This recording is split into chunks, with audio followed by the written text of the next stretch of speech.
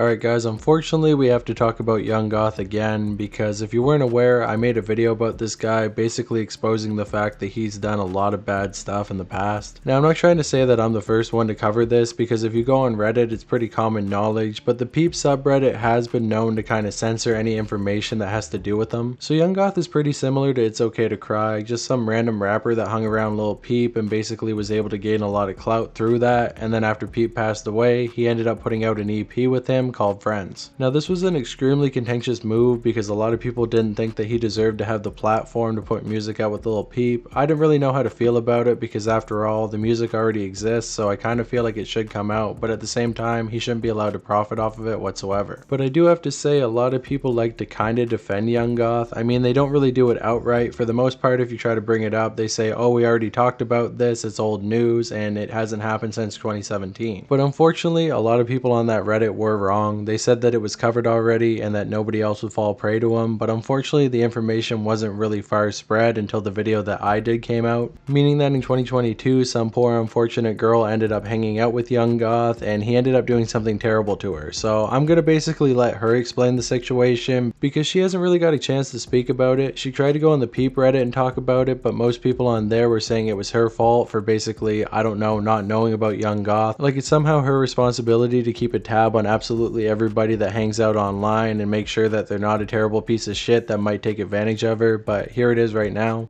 Trigger warning, S-A-R-ing. Yeah. Hi, my name is Shasta. I was R-worded by a close friend of Lil Peeps and affiliate with Goth Boy Clique and all those things. This happened to me in must have been 2022. December 2022, so like right at the end of the year. I was put in contact with this person through a third-party individual, someone who was affiliated with me, him, but I personally did not know him, and this third-party individual did know him prior to this, and that's a whole other story I'm not going to go into for this person's privacy. Anywho, we were in contact about having a 3-person party, and I initially was down. I didn't see an issue. You know, I didn't know anything about this person, and I was very manic. So when we got a text around 1 in the morning saying come to LA, we were sent $60 for gas money and we headed up. At the time, I was also very addicted to some things. So we get to his apartment around 2 or 3 in the morning.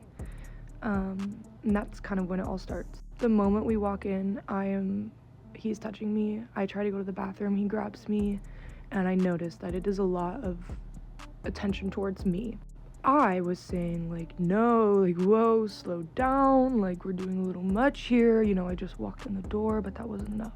Throughout the night, this continued, and when I say continued, I mean it was continuous. Like it did not stop. He was touching me, he was, you know, I would be on my phone while he was doing things. Like I was saying no, like I was doing all the things, and at this point obviously I knew there was something very, very wrong and I was very unsafe. There were a couple conversations over text I had with this third-party individual as well, where we were saying we're uncomfortable, like I don't know what to do, like maybe I'll upload those later. I'm not gonna do them for this video though, because I don't fucking want to. So after about an hour and a half of him trying things and me constantly saying no, that doesn't mean he would stop. The only thing that would make him stop though is if I said I wanted to do more like stuff, you know.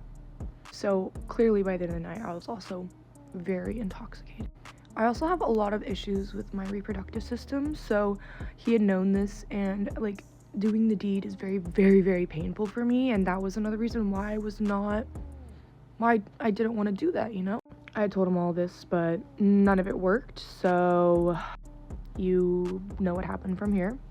I'm not gonna go into those details for my sake and for the third-party individual's sake. I had a 3-hour voice recording from that night because I literally thought that I was going to get trafficked. I recorded audio because I didn't know what else to do. And there's probably gonna be people who say like, well, why didn't you just leave? Why didn't you just leave? And great question, why didn't I just leave? Maybe because it was like 4 or 5 in the morning and I was very intoxicated, and it's not like I could go sleep in my car in LA. Like, that is not happening with this other third party person too. Like, that's unsafe for both of us. Like, no matter what we do, we were in an unsafe situation and we had nowhere to go. We woke up the next morning, he was not there, but I was still intoxicated and still doing stuff, so couldn't leave. I think we ended up leaving. I don't really remember the next morning, honestly. I was in a lot of shock. There were other people in the apartment when we got there who were not there the night before. I don't know the story with those people, honestly, but I do know that they are affiliated with Lil Peep as well. And I also recently found out that there are allegations of this musician person being a, which does not surprise me because my ID was visible the entire night. It was out, like, on the counter. It would be on the coffee table. And I was freshly 18. My birthday's in March, so, you know, I didn't know his age either. I think I found out after that his age was like 27 or 28.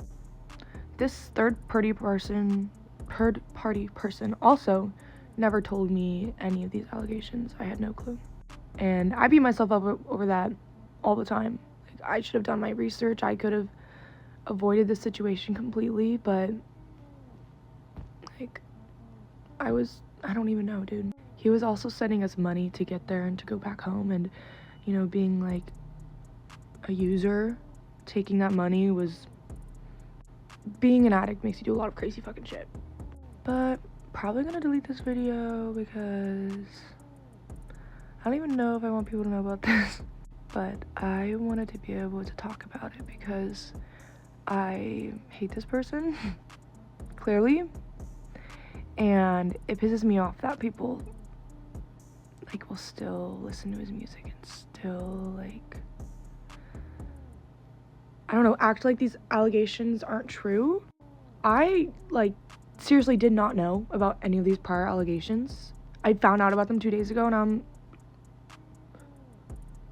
I think that's why I'm talking out about it, because I didn't realize that this is, like, a thing that he does. So if you know who I'm talking about, if you are at all affiliated with this man, run. I'm serious. Run. So yeah, unfortunately Young Goth is still doing the same thing all these years later, and she actually has a picture of Laderick to prove that she was there that night. And to make things even worse, after it happened, he decided to message her saying, "True, it could be worse. I actually had mad fun. Thanks for coming up, you guys." Then he FaceTime called her, and she responds saying, "Yo dude, I think you gave me." So it's bad enough that he took advantage of her, but he also gave her a sexually transmitted disease, which is probably a crime in its own right. And then there's actually another girl who was there that night, and the two of them had a conversation saying, "Bad, gonna kill myself, not ready to process. Uh-oh, go to your happy place." She said, "Oh god, oh no, Young Goth."